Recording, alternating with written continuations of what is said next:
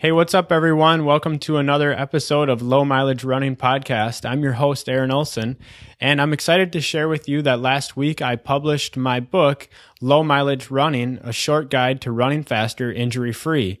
And I'm going to be publishing this episode to my podcast, Paleo Runner, and also to my new podcast, Low Mileage Running, which will soon be available on iTunes and Stitcher and everywhere else. And the Low Mileage Running podcast is going to be focused more just on the training aspect of running. My other podcast, Paleo Runner, is primarily focused on nutrition with a little bit of training mixed in. And so anyways, I published my book last week. The second day it was out, it ended up number 4 in the running and jogging category on Amazon. So it's been selling quite well. Within a couple days, I recorded the audiobook, and it says that it's on its way to retail, which means that within a few days, it will be on Audible, it will be on iTunes, and it will be on Amazon, available for download.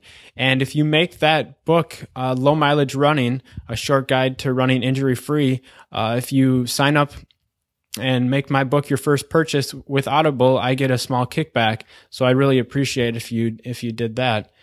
The book, the print, and it's out in print and Kindle. The Kindle is $3. The print is $7, and the audio version should be somewhere around $10. And if you buy the print, you can get the Kindle version for $1.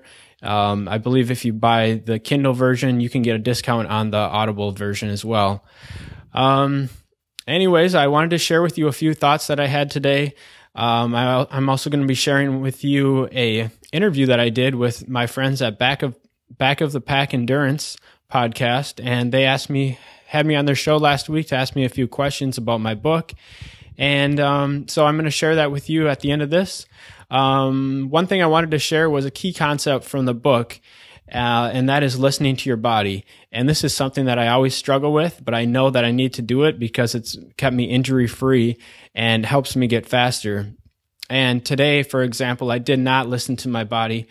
Usually Mondays are sort of like my weekend day because I work Thursday through Sunday, and I'm usually pretty tired on Mondays, so I never have great workouts, but I had a lot of pent-up energy. I wanted to get out there and run a quality workout this morning, so I woke up early to get out before the sun got too hot, and I was planning on doing a 12 to 15 mile quality run, and I was pretty much just exhausted, but I kept pushing and I kept pushing, and around 7 miles I could not maintain the pace that I wanted to any longer, so I just ended up quitting the workout, and I'm going to try again on Tuesday or Wednesday and see how it goes. But my point is, I know that I'm tired on Mondays. I'm always tired on Mondays. Why do I keep pushing myself to try to do a quality workout on Mondays when I know I shouldn't? Listen to your body, and because these quality workouts need to be at a pretty high level for you to get the adaptations that you want out of them. If you're just out there slogging away the miles like I was this morning, it's not really doing the purpose that was meant for that run. So keep that in mind. Listen to your body. I know that I always perform better on Tuesdays and Wednesdays, and so I need to make those days my quality workouts as I have in the past. On your easy days, when you're listening to your body, and just get out there, get some exercise, get some sunshine. You can cross-train, rest, go to the pool, whatever makes you feel energized and ready for another quality workout. So with that in mind, here's my interview with Back of the Pack Endurance. It's with Andrew Weaver and John Harris. I hope you like it. Thanks. I see the picture. I hear him. I think hey, how's it going, guys? Hey, Aaron, how you doing? That is a good. smooth, buttery voice. It is. Thank you. Well, I have to tell you, Aaron, I've been listening to the voice most of the day. Oh, really? Okay. You know, What do you think so far? That's a good mic. I liked it. Yeah, I liked it. It was better because I know you're not doing it. I guess we should introduce them, but I know you're not doing it like professional. You're kind of doing it yourself, right? Yeah, exactly. Yep. Yeah, it came out very well. I bet much better than I expected it to be, actually. Oh, well, thanks a lot. Yeah. So yeah. What John just said is he had low expectations, Aaron. How do you take that? Well, but when you self-publish and sure, do this stuff, you don't know what kind of quality it's going to be. Well, and your podcast, when you had it, you definitely didn't have as good a mic as what I hear you on right now. I know that. Yeah. Yeah, well, I've upgraded recently. This is ATR 2100. It was only around $50, but it works. Seems wow. to do pretty good sound. That's cheaper than what John and I are using. Yeah. So, by the way, I just saw Skype told me, happy birthday? It's coming up in September. September. Oh. Why did Skype tell me it was your birthday? I don't know. I might have that. I'm not sure. I'll have to check that out. No, All right. when is September is your birthday? September 4th. Ah, mine's September 2nd. Oh, nice. Yeah, very close. Yeah. Yeah. I was about to harass you for agreeing to podcast on the night of your birthday. So you should be out. You're young. You should be out partying. Then I remembered, no, wait, you have a baby. Yeah, exactly. Yep. You were one of the early guests on our show, and I think you were just about to become a father. So Yes. you must have a little squiggly one now. How's that part of your life treating you? It's great. It's a lot more work than I thought it was going to be, but it's a lot of fun. It always is, man. It's always a lot of more work than people think it's going to be. I'm telling you. Yeah, but she's a year and a half now, and she just that's one of my favorite things to do now is just spend time with her. Go to the park and blow bubbles or whatever. It's just a lot of fun. Do you ever see that? Go ahead, John. No, I'm sorry. The best thing about having kids is just you get to be one again. Yeah, That's what my favorite part about it was. It's like, oh, I get to play with toys again. yeah, Yeah. Aaron, did you ever see the movie Knocked Up? yeah. I did. There's a great line toward the end where it is, but the guy they're watching the kids play in the backyard, and one says, I am never in my life as excited about anything as that kid is right now about bubbles. That's right. That's so true. Yeah. I mean, that's one of the first things she says when she wakes up is bubbles, bubbles. She's a year and a half now. Aw, that's adorable. And it just shows you how long we've been like in social media and in contact with each other and all this, because you didn't have kids when we first met you. Yeah. So, and like Andy said, you were on actually back on the old show, Iron Man Year One, on episode 4. Oh, yeah. Yep. Yeah. So I looked it up. I found it. And I'm going to link it in the show notes. So if people want to listen to that old one, they can go back and listen we to it. changed the name, but we kept numbering it so that this is like we're well into the 80s. John, what episode is this anyway? This is episode 87. 87. Yeah. All right. Last week we 86 something. That's right. That's right. Wow. 87. Yeah. Well, anyway, folks, our guest is Aaron Olson, father of one, lover of bubbles. But we have him on for a very specific topic tonight because he has a new book in print and in e-print, and we're going to talk to him about that tonight. So there it is. Yeah. So the name of the book is like Low Mileage Running, a short guide to earning faster, injury free. And Aaron, I don't know if you listened to the show, but we've brought this up many times, and I've gotten to a number of discussions online about this subject. Okay. Because I am a believer in this. So it's good to see someone that's not built like Andy and I also touting it, for one thing. And but the reason I believe in it is because my body just can't hack it. Yeah. I have I have psoriatic arthritis, and my body just won't do it. Right. So I've almost had to do this. But much like you write about, it's like when you started doing it, you got faster. Yeah. And when you didn't even think you could get faster by doing this, and I've seen the same thing. I've gotten better by actually backing off. Oh, that's fantastic to hear. Yeah. So I'm a big believer in this. I know there's people out there listening to this right now that are saying, "Oh my God," but Well, go ahead. I have some actual questions I've written down, believe it or Okay. not. John, I finally get Oh my God. I finally get prepared Yeah. right before we go on break. Yeah. Aaron, we're going to take after your episode is going to be listened to over and over by people who are going to be jonesing for Back and Pack Endurance podcast, because we're going to take a hiatus because I'm in a show. Oh, okay. So I'm the lead in the show, and I need all my weeknights right now. So, Oh, wow. Congrats on that. well, thank you. And it came out of the totally out of the blue. Mhm. So, I had a third question. What show is that? I do listen to the podcast, but not I catch it here and there. I heard the one with Jeff Galloway, and I've heard some of your other ones, but I don't always have time to listen to podcasts as much as I used to. Sure. Goes for the big stars. I get it. I'm playing King Arthur and Spamalot. Oh, cool. Yeah. So if you listen to this show, there'll be a lot of talk about it at the beginning. A lot. It's the whole thing. So if you like tweet it out to your listeners and folks for your book, say, hey, I'm on this podcast. I will not be offended if you say, my part comes in at about, let me look here. Probably about 45 or 46. Right? Well past 45-minute mark. Yeah. About the 45-minute mark. Yeah. Because we're just talking like we do with Back of Pack. Yeah. Yeah. So, I know what my third question was. So let's, if I may, what constitutes low mileage and how relative is that? Well, that's a great question because, I guess the title of the book, it is kind of arbitrary, low mileage running. What does that actually mean? And for me, as a high school runner who was near the front of the pack quite often, and then I ran a year in college, everyone was sort of expected to at least run 50 miles a week. And if you didn't do that, then you weren't really training. And so I kind of always had that stuck in my head that I've got to at least do a minimum of, say, 50 miles, and 60 or 70 would be even better. And I found that my body just isn't built that way. It doesn't handle that kind of stress, and I broke down frequently. So low mileage for me, it usually ends up being around 25 miles a week.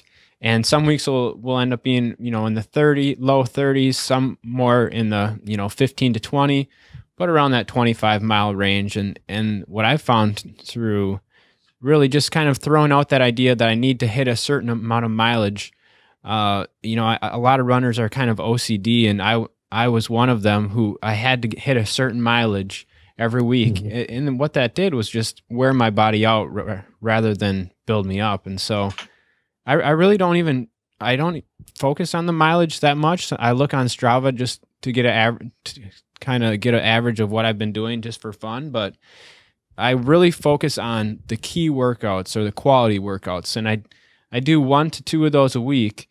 And I really focus on hitting those hard and kind of comparing my times from week to week or from year to year. And really, I don't look at my overall mileage that much, except for just now and then. Now, I know there are people still picking themselves up off the floor right now who are saying 25 miles is a low week. Oh.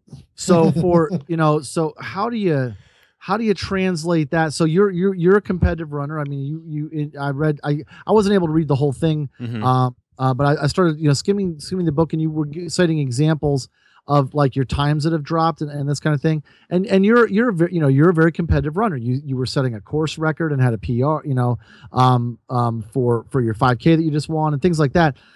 Being Back of Pack folks, for whom a 25-mile week might be the longest week somebody ran, but how would you how do they translate the same kind of principles you're promoting for somebody who's maybe starting out where a 12-mile week is a really, good week?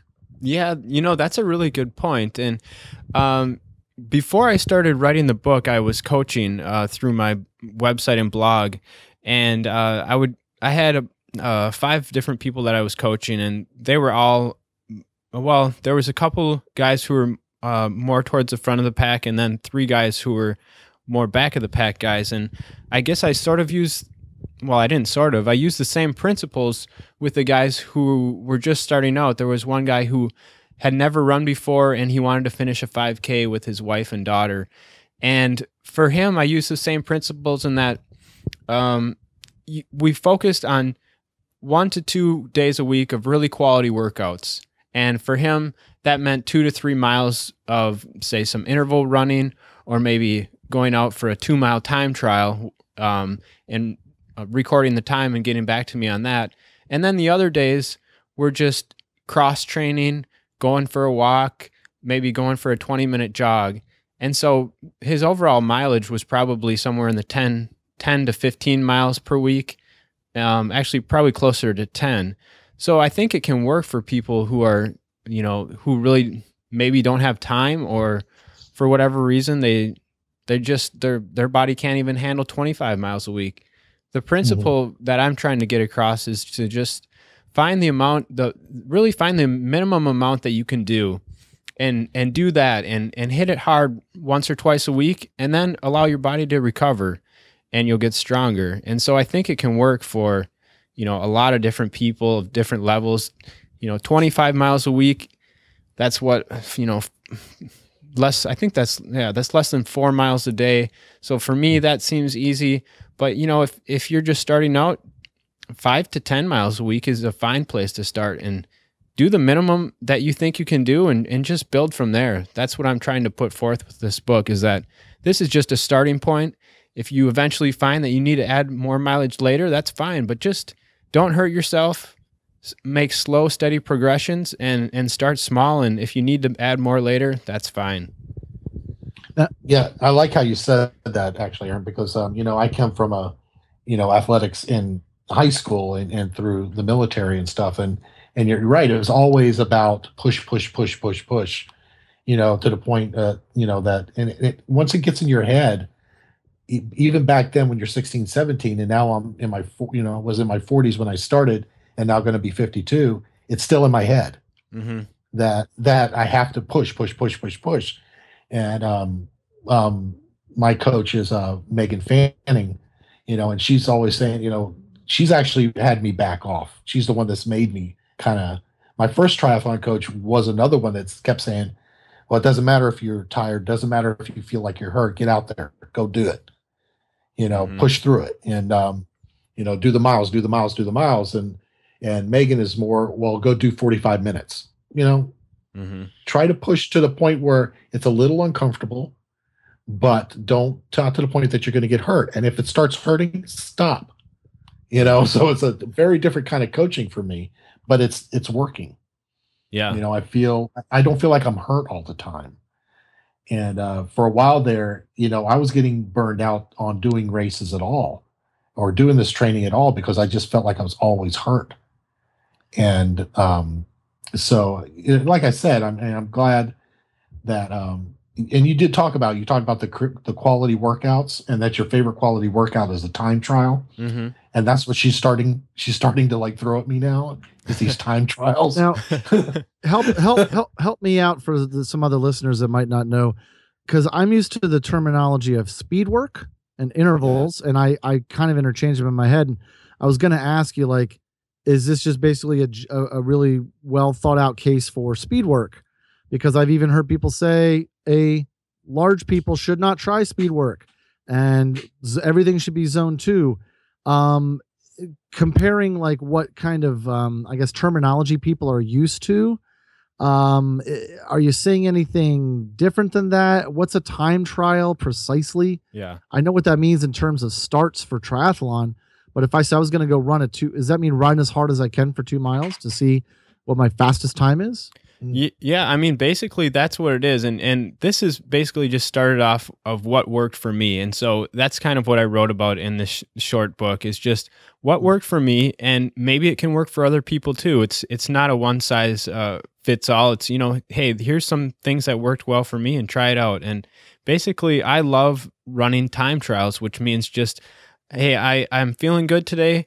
I have a 3-mile loop that I like to run through around a park near my house. It's a wooded area, and I'm going to go and see how fast I can run that hilly 3-mile loop. And that's a time trial.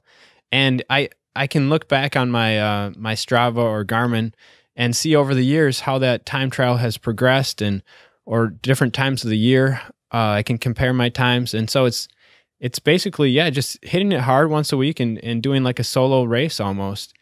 As a data geek, I love that kind of that idea, because I have a 4-mile loop that's close to my house, and I was doing that without even knowing what I was doing, because I would say, I'm gonna compare these 4 miles all the time, because I know it's the same course all the time, and see if I'm getting faster, if I'm getting slower, if I ate this kind of breakfast, did it affect my run that night, or things like that. And I would do that naturally.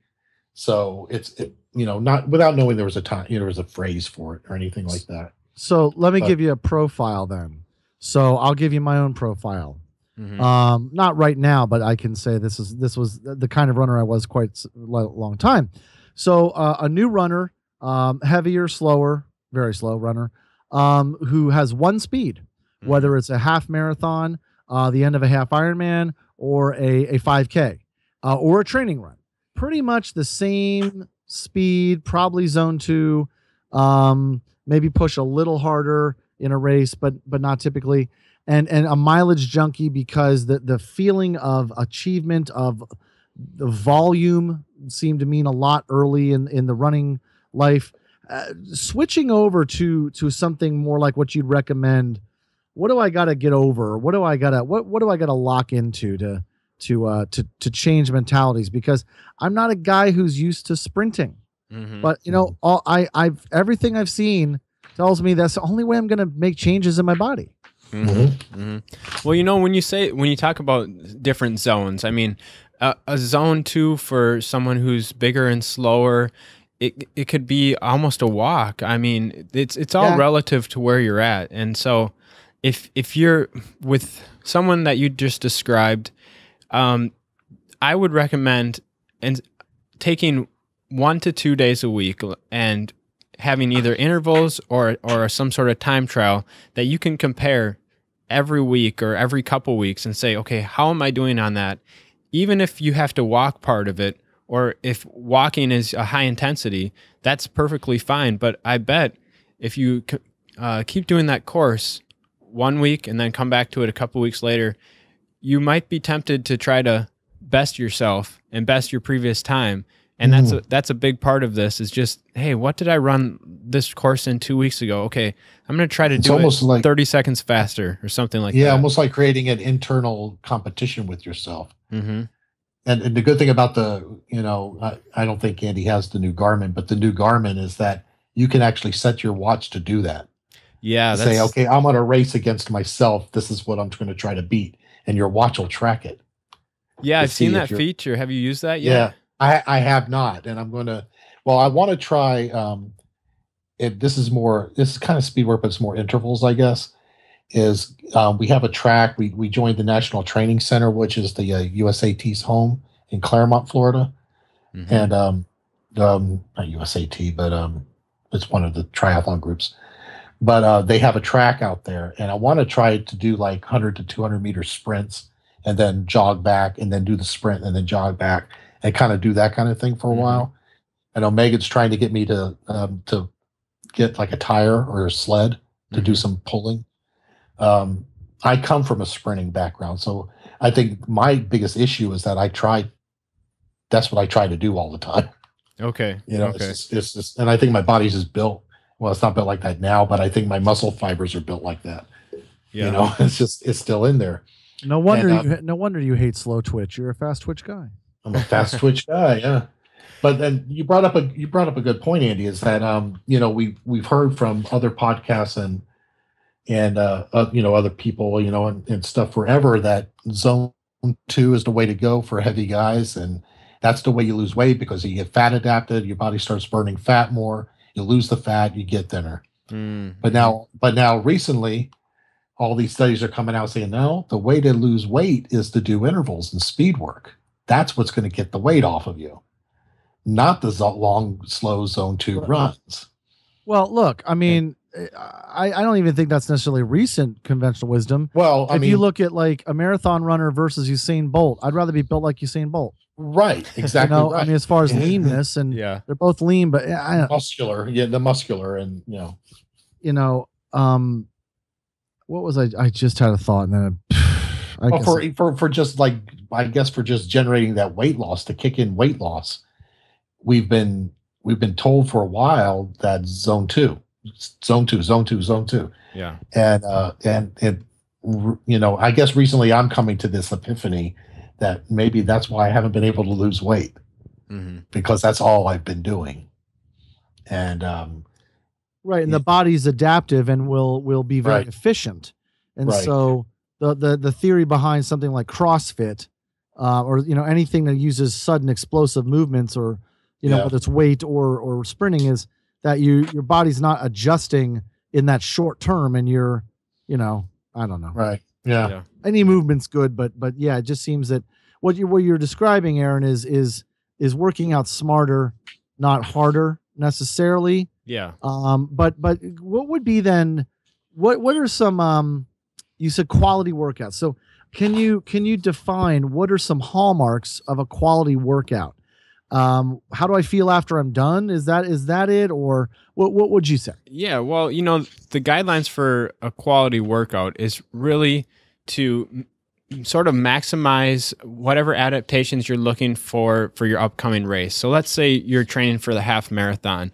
Well, that's going to require some not extreme, but some good endurance work, which would be somewhere like a 8 to 10 mile tempo run or time trial, or maybe another quality workout that I have for the half marathon is 7 to 10 by 1 mile with a 1 minute rest.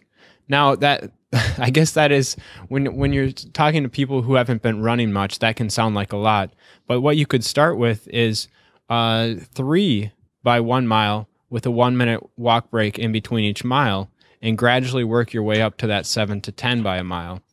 So, and if you're training for the 5K, a classic workout for the 5K is to split up the 5K into half mile segments.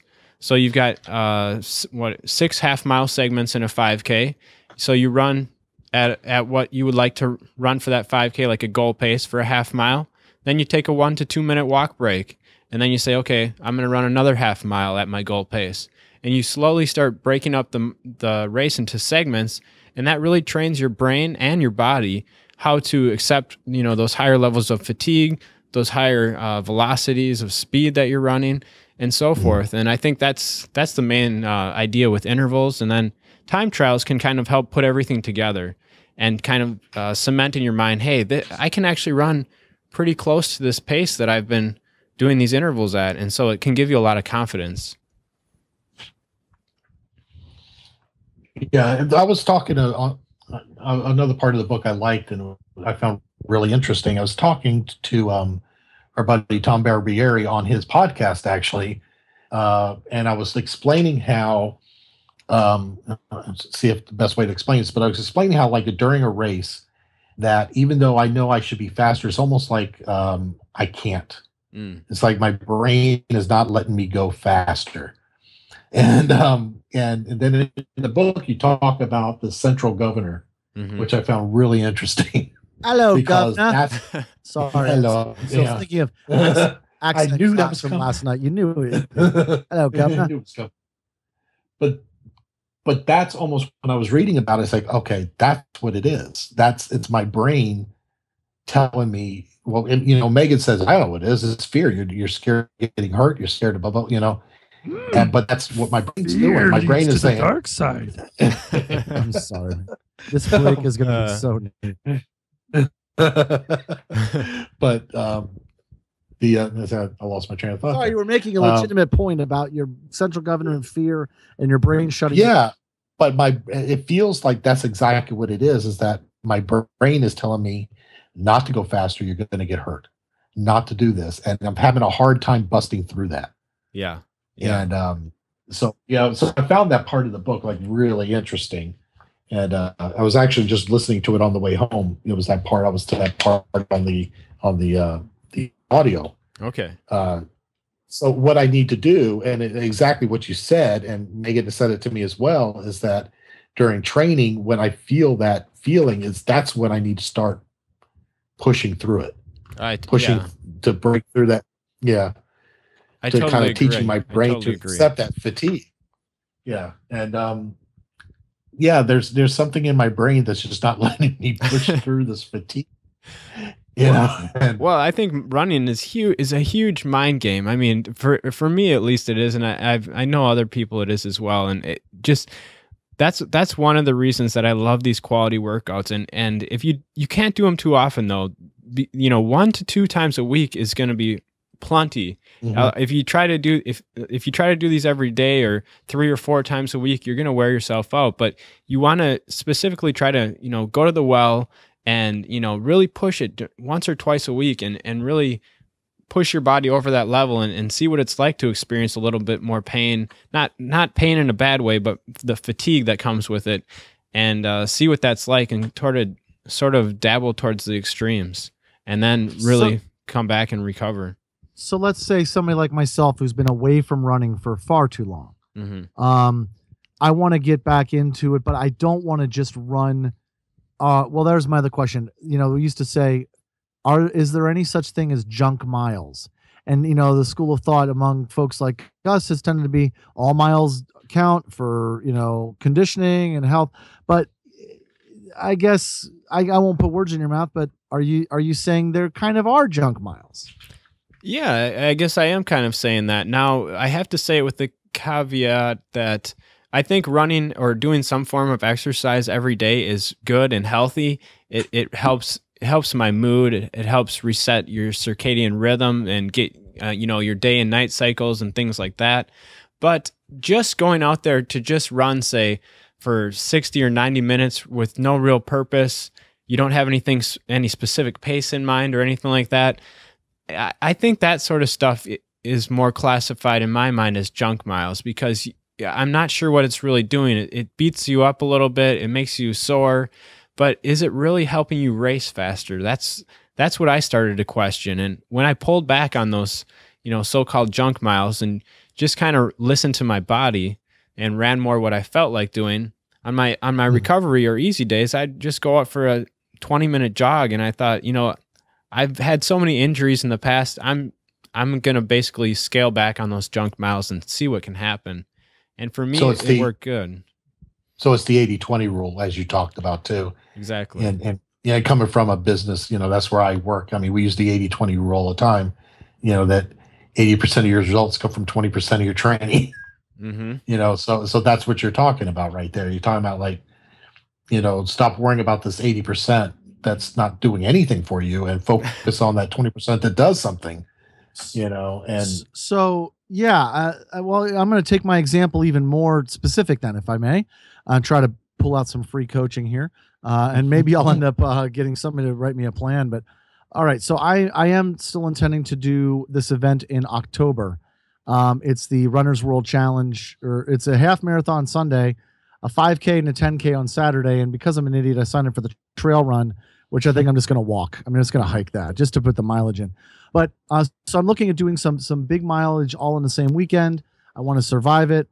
But my running has been very little and sporadic since March when I did a half marathon, and I had knee surgery, and so, you know, I've got all these reasons and blah blah blah. But now I want to get back into it.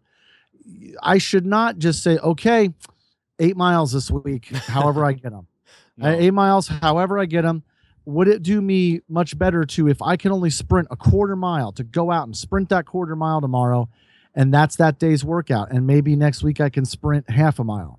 Am I reading you right? Well, in that case, I mean, it sounds like, now that I'm hearing more of the backstory, I mean, you've had a knee surgery and you haven't been running for a while. So in that case, I would say just get to the point where you can run comfortably, say for 30 minutes, 2 to 3 times a week.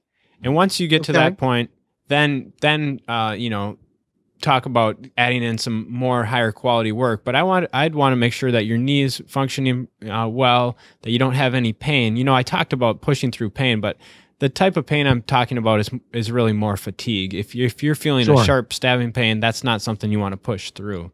Right. So yeah. I'm definitely on board with just kind of getting out there and seeing how you're feeling before adding the quality. But then once you do start to feel good, take one of those 30-minute runs, turn it into a 10 or 15-minute run, and just say, I'm gonna see what I can do. For how far can I get in 10 minutes, and then do that once a week. Come back the next week. Can I go a little bit farther in 10 minutes? So it's kind of that approach. I kind of like that, actually. Yeah, that sounds pretty cool. And where I live, I mean, it's very hilly, but I can see myself like, okay, I'm going to run hard for 10 minutes and then walk home. And then, okay, then maybe I can get to that next pole next time in 10 minutes. Yeah. No, I didn't think you'd have me all out trying to tear up my knee in a sprint right away. But I think that's a model I might just have to use here. Yeah, I'd love to see the results. And, I mean, this is something some people, I guess if you're a diehard runner and you're listening to this and you might be thinking, well, this is crazy. But even people like Jeff Galloway, who you guys talked to, he's taken kind of a more, I guess, lower mileage approach. I've read his books and he's always talking about scaling back. And I think he has in a lot of his programs running 2 to 4 days a week. So it's not quite as radical as maybe some people have, commented on my blog, this will never work for me or whatnot, because as people get older, I think that they realize that how much, they can't handle as much on their body as they could when they were young. Well, I take those comments like this, Aaron, is that it seems to me, because when I've brought it up before, and my thing was always, where does this say you have to run 26.2 miles to prepare for a marathon? Mm-hmm. As your long run. I've just never gotten that concept. I was just going to say, I know that the scale makes things different. Mm-hmm. And I don't mean the scale like poundage. I mean the scale of the distance. But, look at what ultra runners do. All right. So if somebody's going to prepare for a 100-mile run, it's not like 2 weeks before they have to do an 85-mile long run. Mm-hmm. And if you were to do things proportionally at ultra level that we assume we have to do for a half or a full marathon, and focusing on mileage as the indicator, well, how would ultra runners ever do a 100-miler? Right. Because they can't be out every week before that building up. Now I do 70, now I do 75, now I do 80, now I do 85. That just does not happen. And so the minimal, mileage can work for them. It's relatively minimal. I mean, they're still putting in probably 70-mile weeks, but not one run. So why can't a marathoner? Why does a marathoner have to do big run after big run? Right. Exactly. But I think what I was going to say is that, when the people make these comments, it's almost like when you tell people that bread is bad for you. Well, I can't give up bread, so they're just not going to do it. Yeah. And I take some of these comments like that. It's like, well, studies show that you don't really need to run the distance of the race to prepare for the race, and people just don't want to believe that. Yeah, because that's not how they were taught. It's not what makes them comfortable. I hate bringing Megan up, but I think her coach recently, she just ran a 24-hour race last weekend. Oh yeah, by the way, we should give a shout out. Congratulations, Megan, on her nice job. Race. Yeah. But she was her coach pulled her back to like 35 miles a week. Mm-hmm. And she is an ultra runner. Mm-hmm. So, and she shared with me that, she was struggling with that concept as well, but it worked. And you're not just referring to her taper, right? Right. No, I think people know the taper, traditional taper time. It was her prior to that. Was like, and Megan, if I'm, misspeaking, please, correct me, but I'm pretty sure that's what she said, is that they had her on 35 miles a week of total running. Mm-hmm. And, which totally went against her grain, I'm sure, as a long distance runner like she is, but it worked. Right. And she finished that run. She did 24 hours, wow. So it's almost like some people, even you can throw as many examples and as many studies at it. If they don't want to believe something, they're just not going to believe it, and there's just runners out there that just will not believe that you don't have to run 50 to 100 miles a week to be prepared. And I tell you, preparing for a marathon, if I had to run a long run of 26 miles, I'd be down for 2 weeks. Mm-hmm. Because that's how, with not only with the psoriatic arthritis, but with just being my age, mm-hmm. and that's what I was finding, is that I was going out and doing these like training runs of 11, 12 miles for a half marathon on a Sunday, and I couldn't run again all week. Mm-hmm. So I was losing a whole week of training. Right. So it never made much sense to me. It made more sense as, why couldn't I just do 5 miles on Sunday and 5 miles again on Wednesday? Or something like that. That reminds me, John, we forgot to give a shout out to the recovery machine himself. Iron Cowboy made it to day 50. Yeah. Yes, he did. He made it to day 50, and the Utah event looked really spectacular, and congratulations. Yeah. And did you know about the Iron Cowboy, Aaron? No. He did 50 states, 50 Ironman distances, not races, but 50 Ironmans. Simulation, I guess you could call it. Simulations. 50 states in 50 days. Wow. I think I did come across that on Facebook. Yeah, that's incredible. Yeah, And it will finish. And it won't be a world record certified because of day 19. Right. But even so, like somebody pointed out in one of the argument threads on Slow Twitch, okay, so that's like 0.37% of the effort of the whole thing. Yeah. I'm still going to give him credit for an amazing event. It's still outstanding. Yeah. Yeah, it's just unreal. So congratulations, James. I'm glad we had you on the show. I'm glad I interviewed your kids on the show and our buddies all over the country who have gone and run or biked with you, and quite the achievement. Yes. In fact, I think I put him on the intro to the show today. Oh, good. Okay, good. Yeah. So where were we? We were talking about recovery, though, for mere mortals who are not the Iron Cowboy. Yeah. And John, I definitely can relate to those. The pounding of the longer runs sets me back longer than it should. Right. And it never made much pants. sense. Yeah, you're right. You bought those recovery boots. I brought those pants, so it should be but it never made much sense to me. And I think you mentioned one time, one in the book maybe, or maybe I read it somewhere else, that should you run 10 miles and rest 9 days, or 1 mile a day for 10 days or something like that. Mm-hmm. Yeah. So what is the answer to that? It's a weird, is that just a false choice? Is that like two extremes? Well, I tell you, if I ran 10 miles, I'll be down for 9 days. I would be. Yeah. Well, I think that part of the book is that you have to really listen to your body. I mean, that's really the whole approach to this, is that you can't just have a rigid protocol and just go out and just follow it. I used to do that even in pacing for different races. This pace calculator says I can run this because my 5K was such and such. So dang it, I'm going to go out at that pace, and then I just crash and burn. And over time, you've got to learn to listen to your body and just really get in tune with it. And if you're finding that doing those long runs are just beating you up, you got to cut them out. I talked to one guy. His name is Jeff Ford on my podcast, Paleo Runner, and he only runs 13 miles for training for a marathon. That's the max distance he'll ever go, and that's like three weeks before the race. I've been told that by other people, that just do 13 to 15 miles should be your long run. See, when I use those pace calculators, they don't work, because I enter my 5K time and it said, no, dude, your 5K time, not your 10K time. And I'm like, no, that is my 5K. Like, are you using different units? Are you not metric? It doesn't acknowledge my 5K time. I will tell you, I'm looking at the race predictor on my Garmin 920 right now, and it says my 5K time should be 31:37.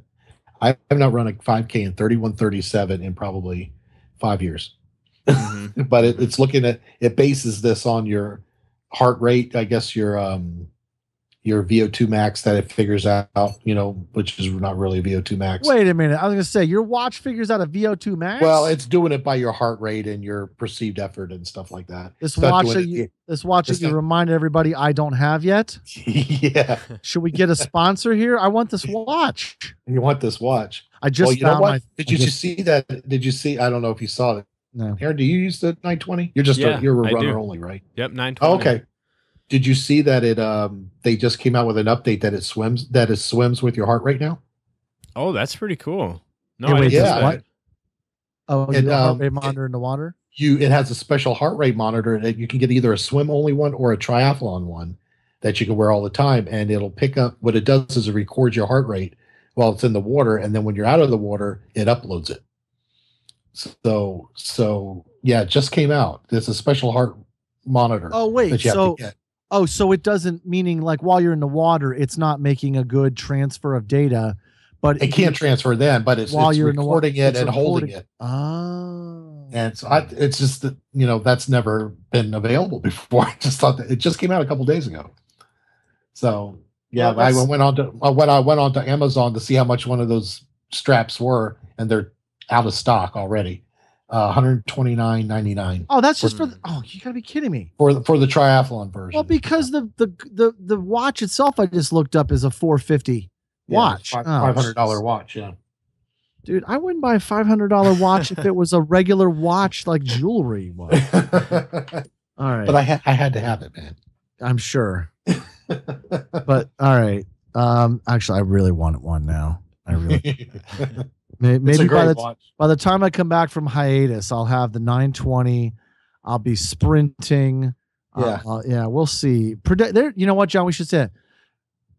Listeners, message John, since nobody ever messages me. Well, Megan, you do, but she's the third member of this podcast. Yeah. Message John your predictions about Andy during hiatus, and assume hiatus goes up through the show. So like we're looking like 6 weeks. Yeah. Am I going to be running? Am I going to have any weight loss? Am I going to be eating right? You know, I won't take it personally. Just I think you may lose weight. Your predictions go to John, since you all talk to him. I think you may lose weight. Okay. Right now, I feel like because you will be active. You will be in the show and you'll be dancing and yeah. You will be active. I'm barely dancing, John. Yeah, but you're active. You know? But it's not the motion, man. It's the if I can't lose it from running a bunch of miles, I'm not going to run it from a show. Well, you're going to have to eat right. Yeah. Right. And being in a show used to mean hanging out way late at night and having something to drink, which meant having a bunch of snacks. So that's what I really got to watch you got to watch the snacks. Yeah. So anyway, let's get Aaron back on the show, our guest. But yeah, please message your predictions of the effect of Andy's podcast hiatus on his actual health. And John, if I'm healthier at the end of this hiatus, that might have to mean the end of the show.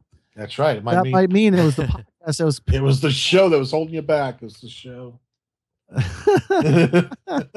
That's what it was. Man. Anyway, well, and Aaron, you pulled away from podcasting for the purpose of writing. Do I have that right? Yeah. I mean, yeah, pretty much. I mean, writing, coaching, and podcasting. And then raising my daughter. It was just getting to be a little bit too much, and so yeah, I had to pull back on something, and the podcast went. And but I may pick it up again. I hope I do. It's a lot of fun. Yeah, it was always a good show, and you know what? I noticed it wasn't there, but I didn't know why. Mm-hmm. I just people stop after a while.